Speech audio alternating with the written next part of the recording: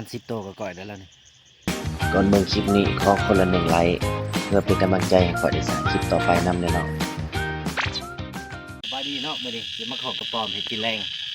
เอาเบิ่งว่าสิได้หรือบ่ได้ย่างมากินดิเฮ็ดบ่ได้หลายนี่เนาะ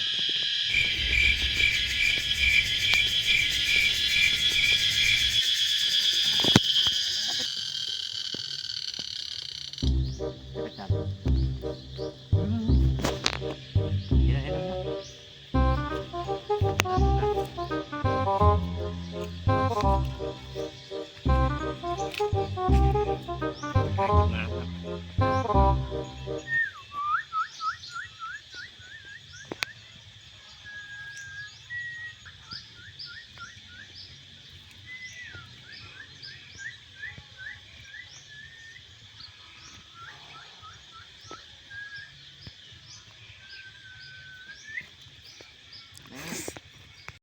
เอ้าหมานเฉยเนาะครับ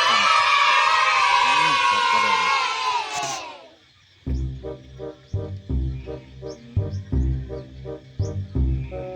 กระโตก็ก่อยได้แล้วนี่เนาะกระโตก็ได้แล้วสันว้าวไปมาเลาะต่อเบิ่งกันโง่หมักจริงนี่ก็ติดอ่ะเราบัง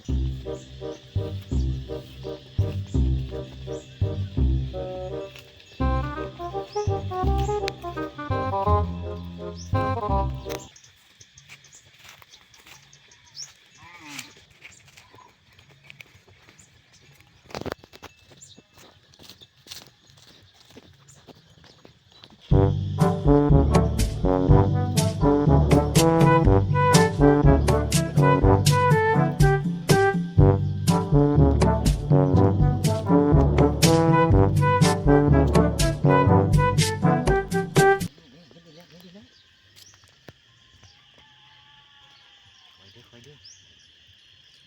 ผมก็เด้ง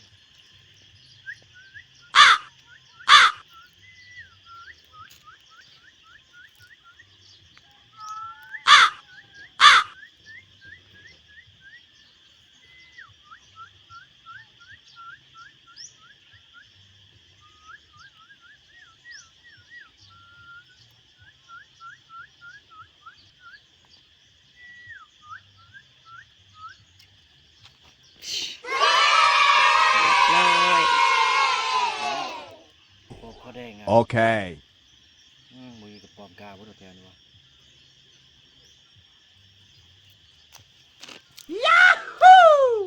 ว้าวโตก็ก่อยได้แล้วนี่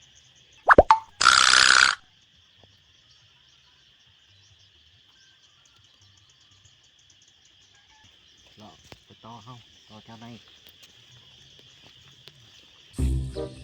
โอ้ทำไมทำไม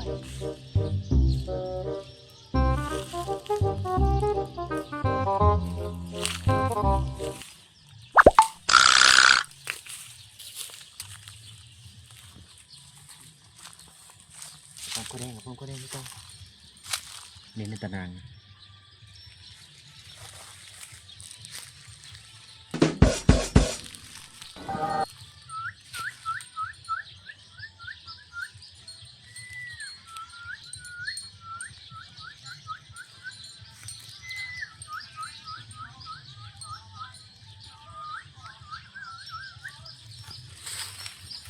มาอีกแล้วไปอีกแล้วแล้วแรงได้มือนี้โอ้ตัดเสือกอีก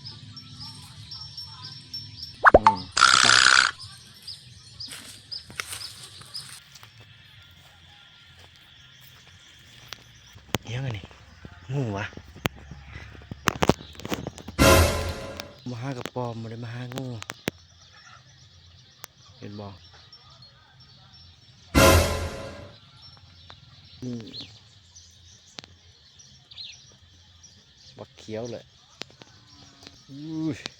โอ้ยเยอะงูพี่น้องไงโมกะห้าต่อเลยนี่ หลอกกลับใครแต่เห็นก่อนน่าจะเป็นงูเขียวเยี่ยมไป Okay. สิไปเบิ่งก้อยให้เบิ่งเอาอีจิโตดิพ่อแหละทำแล้วแล้วก็มาได้ปิ้ง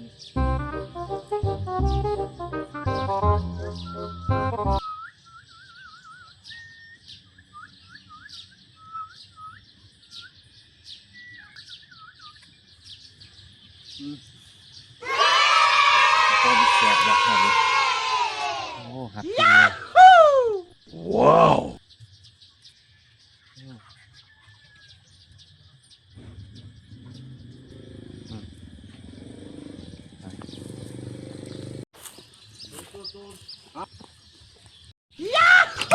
ผลงานมาหนึ่ง Wow.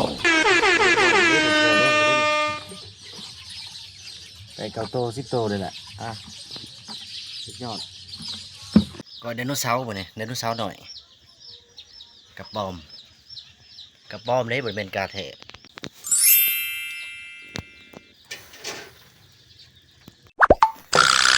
ปิ่งสุก Helicopter, helicopter. Paracopter, paracopter.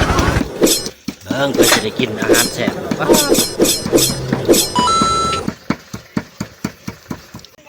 ได้ลาบูบูนะลิ้นนะ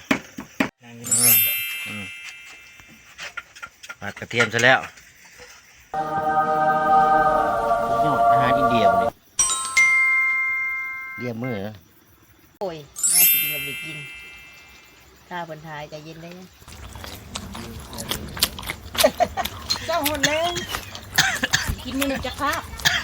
เอาไว้มันกาจะมากเร็ว เบิ่งจบแล้วก็ฝากกด Subscribe กดกระดิ่งแจ้งเตือนไว้เพื่อบ่พลาดชมคลิปต่อไปเนาะ